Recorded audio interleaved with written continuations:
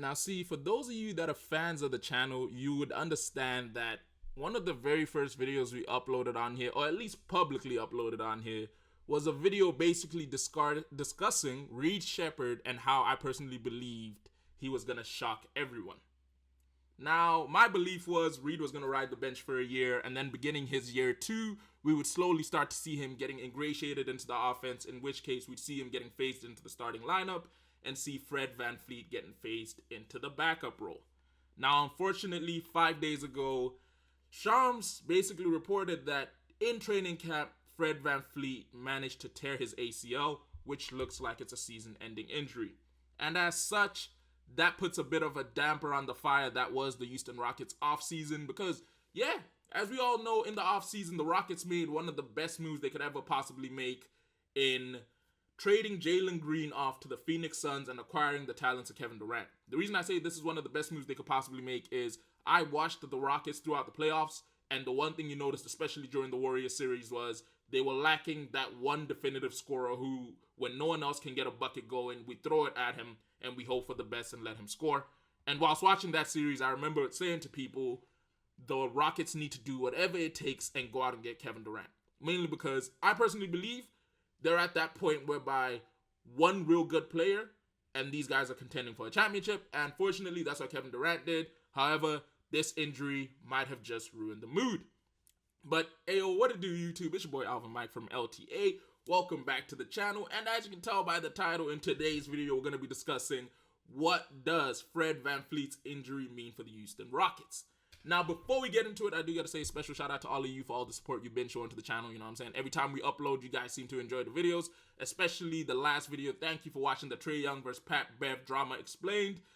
A bunch of you liked it. We managed to hit our 10 like goal, and we managed to get a little bit of interaction. So, again, thank you for checking it out. But I do got to say, if you enjoyed today's content and you want to see more content like it, hit that like button down below. Just like with the Pat Bev video, we're trying to get at least 10. Actually, let's top it. Let's get to 15 likes on this one. And if you're new to the channel and you haven't done so yet, actually, to those of you that were new and recently subscribed, welcome. But if you're new to the channel and you haven't done so yet, because a good chunk of you, like 99% of you watching this, aren't subscribed, hit that subscribe button down below and turn post notifications on. And lastly, but not least, down below in the comment section, once you've watched the video through, let me know your opinion on what you think this means for the Rockets. Now, first thing I did the moment I heard about this injury was I ran to the Rockets depth chart because I assumed that the backup point guard for the Rockets was Reed Sheppard. However, it appears from what ESPN is saying, Reed Sheppard was listed as the starting 2 guard after the Jalen Green trade, with Amin Thompson at the 3, KD at the 4, Şengün at the 5, and Fred VanVleet at the 1.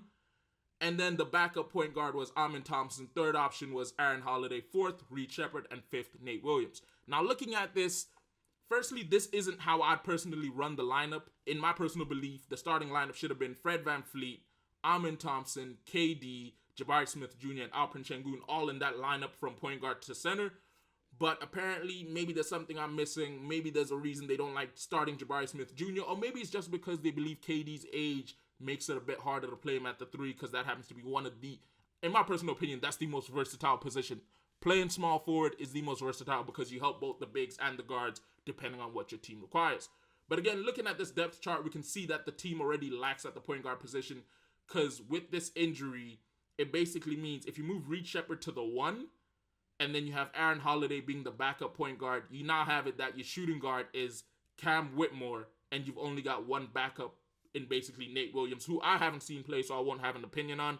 But that is a terrible situation to be in, which means for the Rockets, firstly, they need to go out into free agency or they need to go into the trade market and pick up another guard.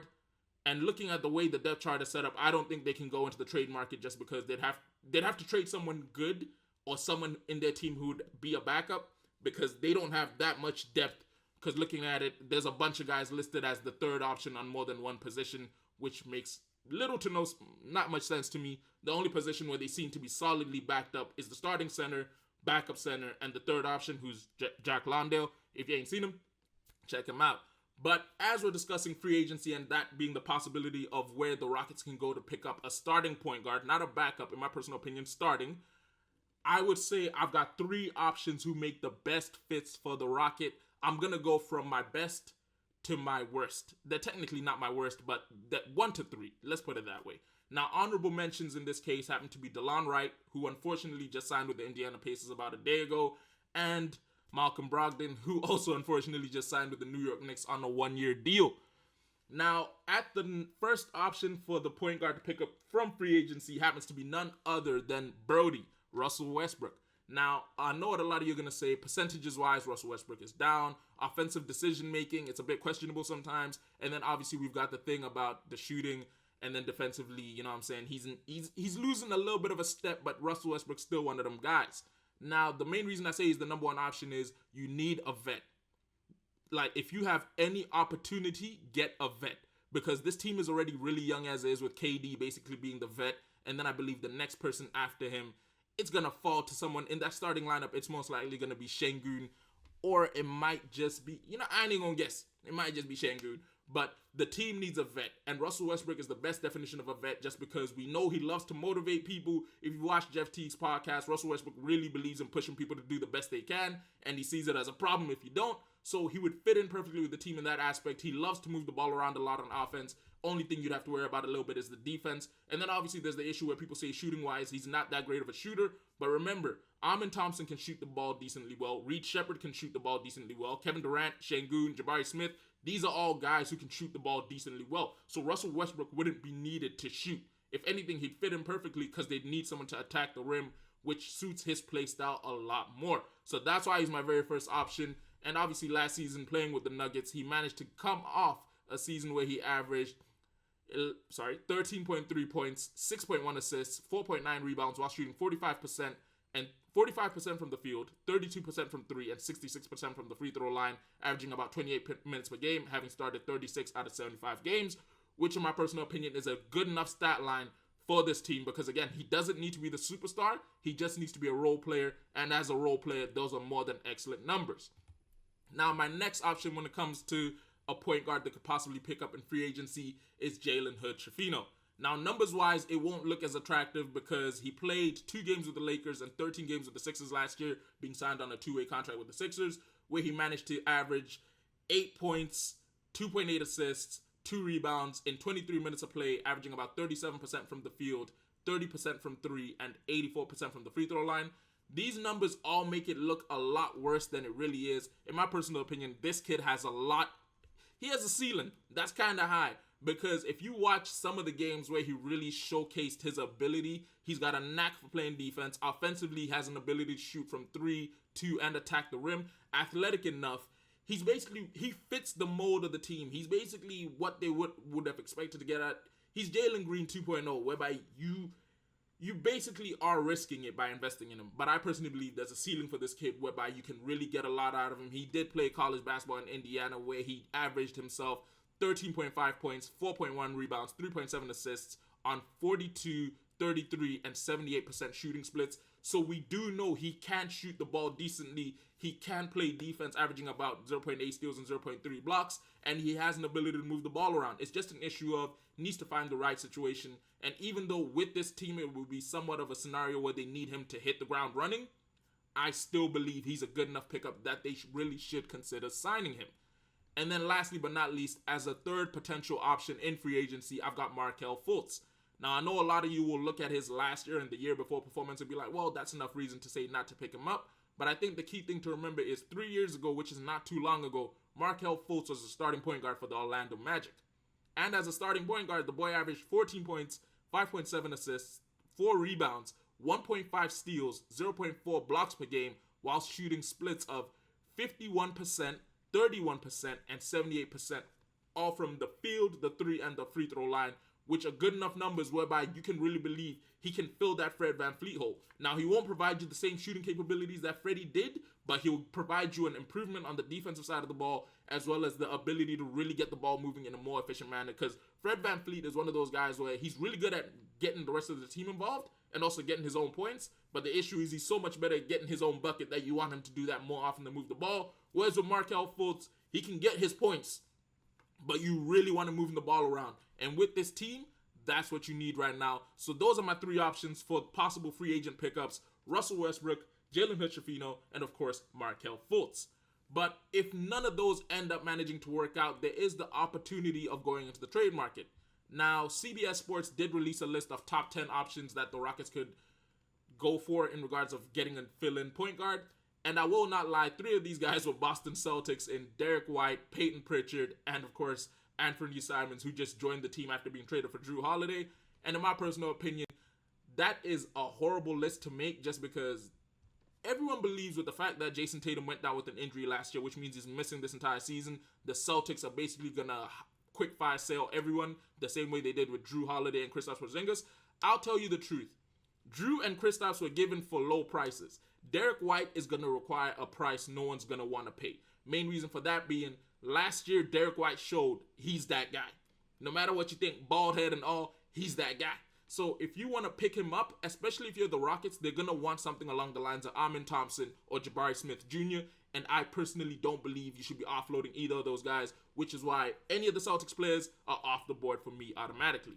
However, my first option to mention would be, ironically, Jrue Holiday. Now, he is turning 37, which means he is getting on the older age of the spectrum. He does have a contract that's a bit of a hit. But again, the Rockets are looking to win right now. And if there's anyone who can provide you a great improvement, it's Jrue.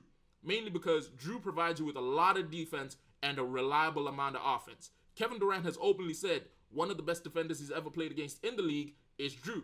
And that's a guy you'll need because if you're a team who really focuses in on defense and you aren't able to pick up a really good point guard, if you're locking every other team up from the 1 to the 5, because think about it this way, you run a pick and roll situation with the Rockets, your best option would be getting Şengün on you. Because if you run it with the 4, you get KD. You run it with the 3, you get Amen Thompson. You run it with the 2, if it's a starting lineup of Jrue Holiday and Reed Sheppard, both of them dudes can play defense. And the thing about it is Drew's IQ defensively is a lot better than Reed's, but Reed is way more athletic and has a knack for poking the ball loose, so that's not a guy you'd want to see. So that's why Jrue Holiday automatically falls in as my number 1 option for the guy to go for. At number 2, I have Scottie Pippen Jr. I will not lie, I have not watched a lot of tape on Scottie Pippen's kid, but I will say one thing. Every time I've been looking at guards and possible pickups for a backup point guard or just a guard to fill in a hole, I either go with Trey or Tay Jones, or I go with Scottie Pippen Jr. just because these are guys who have an ability to both play offense and play defense. I would say they're undersized, but low-key they're like an inch taller than me, pause, so I can't be saying that. But these are guys who have a knack for basically being able to get an offense working like a fine-tuned machine.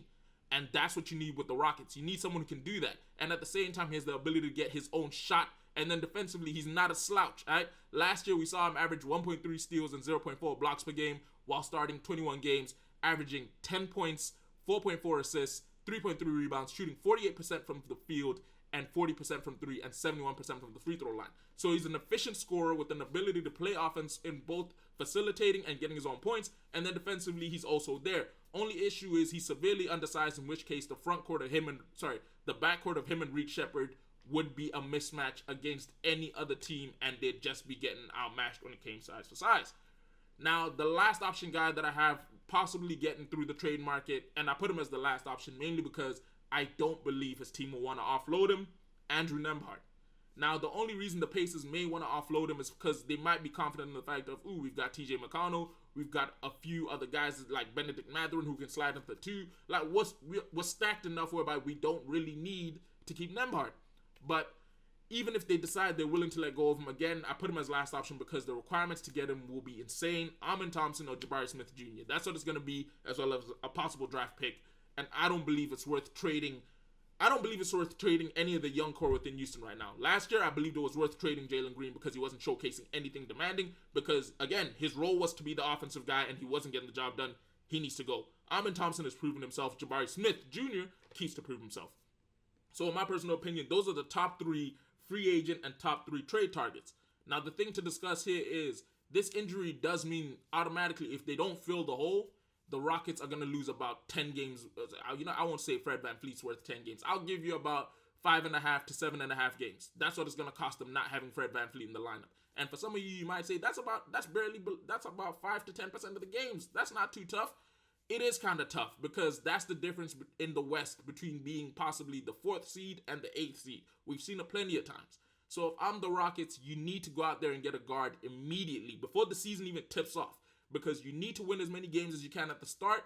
That way, worst comes to worst, if the fit isn't working before the trade deadline, you can make one more move and basically secure yourself an opportunity. Does this mean the Rockets might not get as far as they possibly could have with Fred VanVleet? Maybe. It all depends on who they pick up. In my personal opinion, if you pick up Jrue, you're making it. You will make it to the conference finals. You might make it to the finals. If you pick up any of the other guys, you'll make it to the semis. I don't know whether you'll make it to the conference finals. But hey, actually that's a lie. With Russell Westbrook, you could make it to the conference finals. But hey, that's my personal opinion. If you have an opinion that you want me to know, do me a favor. Down below in the comments, drop it. Let me see it, because I'd love to interact with you guys and see what you think. Because hey, maybe my viewpoint on this is completely different and makes no sense, and maybe you have a better one to share with me. So down below in the comments, let me know that. Don't forget, if you're new to the channel and you haven't done so yet, hit that subscribe button and turn post notifications on. Because yeah, we'll be uploading at least once a week at the very least, because it's just me editing at the moment. And lastly but not least, don't forget to hit that like button. We hit like 15 to 20 likes, we'll drop another video. We'll possibly discuss the fact of Zion Williamson's weight loss and how NBA players always put our expectations to the roof during the offseason, only to let them down during the regular season. But yeah, it's been your boy Alvin Mike from L.T.A. I'll catch all of you in a bit. Have a great week. Deuces.